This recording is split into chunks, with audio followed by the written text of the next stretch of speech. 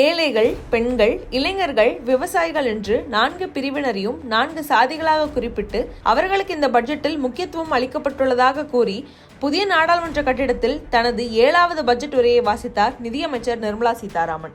1951ஆம் ஆண்டு முதல் 1964 வரையில் நாட்டின் நிதியமைச்சராக இருந்த மொரார்ஜி தேசாய் அதிகபட்சம் தொடர்ந்து 6 பட்ஜெட்களை தாக்கல் செய்தார். இப்போது அந்த சாதனையை முறியடித்து தன்னுடைய 7வது பட்ஜெட்டை தாக்கல் செய்திருக்கிறார் நிதியமைச்சர் நிர்மலா சீதாராமன். இந்த பட்ஜெட்டில் உற்பத்தி, வேலைவாய்ப்புகள், சமூக நீதி, நகர்ப்புற மேம்பாடு, எரிசக்தி பாதுகாப்பு, உள்கட்டமைப்பு மற்றும் சீர்திருத்தங்கள் உள்ளிட்ட 9 விஷயங்களுக்கு முன்னுரிமைகள் அளிக்கப்பட்டுள்ளது என்று நிர்மலா சீதாராமன் கூறியிருந்தாலும் அவர் சொல்லாத அரசியல் சார்ந்த 5 முக்கியமான விவகாரங்கள் அடங்கியிருக்கிறது.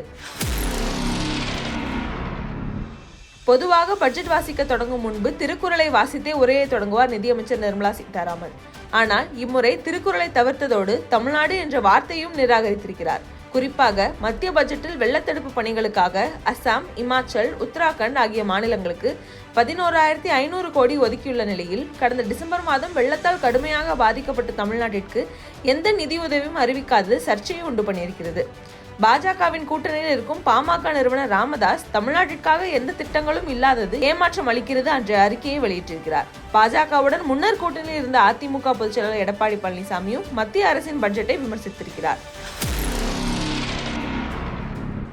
நடந்து முடிந்த மக்களவைத் தேர்தலில் பாஜக பெரும்பான்மை இழந்ததால் கூட்டணி கட்சிகளான ஆந்திராவின் தெலுங்கு தேசம் கட்சி மற்றும் பீகாரின் ஐக்கிய ஜனதா தளம் கட்சிகளின் ஆதரவோடு ஆட்சி அமைச்சது பாஜக. இன்று தாக்கல் செய்யப்பட்ட பட்ஜெட்டில் இந்த இரு மாநிலங்களுக்கான முக்கியத்துவம் பல மடங்கு உயர்ந்திருக்கிறது.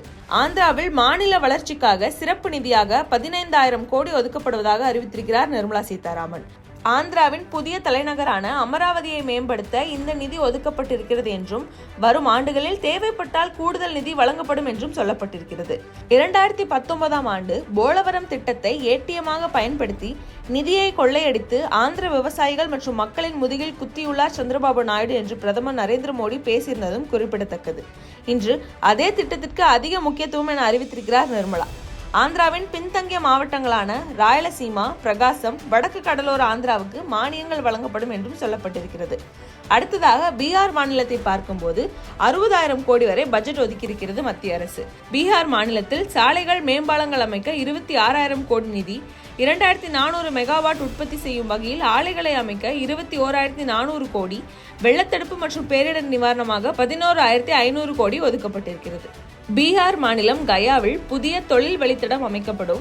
பீகாரில் உள்ள நாலந்தா பகுதியை சுற்றுலா தலமாக மேம்படுத்த கூடுதல் நிதி ஒதுக்கீடு போன்ற உத்தரவாதங்களை கொடுத்திருக்கிறது மத்திய அரசு. ஒட்டுமொத்த பட்ஜெட்டில் ஆந்திராவுக்கும் பீகாருக்கும் கூடுதல் கவனம் செலுத்தப்பட்டிருப்பது இது இந்தியாவுக்கான பட்ஜெட்டா, என்டிஏவுக்கான பட்ஜெட்டா என விவாதத்தை கிளப்பியிருக்கிறது. அடுத்தது சட்டமன்ற தேர்தல் நடக்க இருக்கும் மாநிலங்களுக்கு ஒதுக்கப்பட்டிருக்கும் பட்ஜெட்.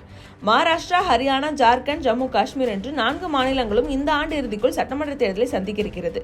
பொதுவாக தேர்தலை எதிர்நோக்கி இருக்கும் இதுபோன்ற மாநிலங்களுக்கு பட்ஜெட்டில் புதிய திட்டங்களை வாரி வழங்குவது வழக்கம். ஆனால் இன்று நிர்மலா சீதாராமன் வாசித்த பட்ஜெட் உரையில் மகாராஷ்டிரா என்ற வார்த்தை ஒரு இடத்தில் கூட இடம்பெறவில்லை.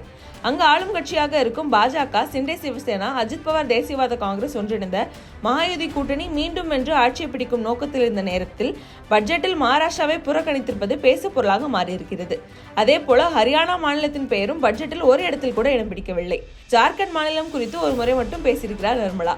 அதுவும் கிழக்கிந்தியாவின் வளர்ச்சிக்காக பேசும்போது ஜார்க்கண்ட் மாநிலத்தை குறிப்பிட்டிருந்தார். மற்றொரு மாநிலமான ஜம்மு காஷ்மீருக்கு 42,277 கோடி வரை இந்த பட்ஜெட்டில் ஒதுக்கப்பட்டிருக்கிறது. குடியரசுத் தலைவர் ஆட்சி நடந்து வரும் இங்கு சமூக பொருளாதார வளர்ச்சிக்கு முக்கியமான உள்கட்டமைப்பு திட்டங்கள், நலத்திட்டங்கள் மற்றும் பொருளாதார வளர்ச்சியை குறிவைத்து இந்த நிதி ஒதுக்கப்பட்டிருப்பதாக சொல்லப்படுகிறது.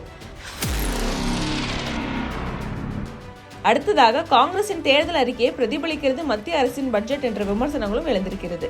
காங்கிரசின் தேர்தல் அறிக்கை மற்றும் முந்தைய பட்ஜெட்டுகள் காப்பி பேஸ்ட் செய்யப்பட்டுள்ளன என்று சொல்லியிருக்கிறார் மக்களவை எதிர்க்கட்சித் தலைவர் ராகுல் காந்தி. காங்கிரசின் முன்னாள் நிதியமைச்சர் ப. சிதம்பரமும் காங்கிரஸ் தேர்தல் அறிக்கையில் இடம்பெற்றிருந்த வேலைவாய்ப்பு சம்பந்தப்பட்ட ஊக்கத்தொகை, இன்டர்ன்ஷிப்புக்கு 5,000 ரூபாய் வழங்கும் திட்டம் போன்றவற்றை காங்கிரஸ் தேர்தல் அறிக்கையிலிருந்து மத்திய அரசு பட்ஜெட்டில் காப்பி எடுத்திருக்கிறது என்று சொல்லியிருக்கிறார். இறுதியாக ரயில்வே பட்ஜெட். 2016ஆம் ஆண்டு வரை ரயில்வே துறைக்காக தனி பட்ஜெட் தாக்கல் செய்யப்பட்டு வந்தது. ஆனால் 2016ஆம் ஆண்டு ரயில்வே பட்ஜெட்டை பொது பட்ஜெட்டுடன் இணைக்க முடிவு செய்திருந்தது பாஜக அரசு. கடந்த பிப்ரவரி மாதம் இடைக்கால பட்ஜெட்டை தாக்கல் செய்த நிர்மலா சீதாராமன் கதிசக்தி என்கிற பெயரில் 3 முக்கிய ரயில்வே திட்டங்களை அறிவித்திருந்தார். ஆனால் தேர்தல் வெற்றிக்கு பிறகான அவருடைய இன்றைய பட்ஜெட்டில் ரயில்வே என்கிற வார்த்தையே இல்லாதது பலருக்கும் அதிர்ச்சியை ஏற்படுத்தி இருக்கிறது.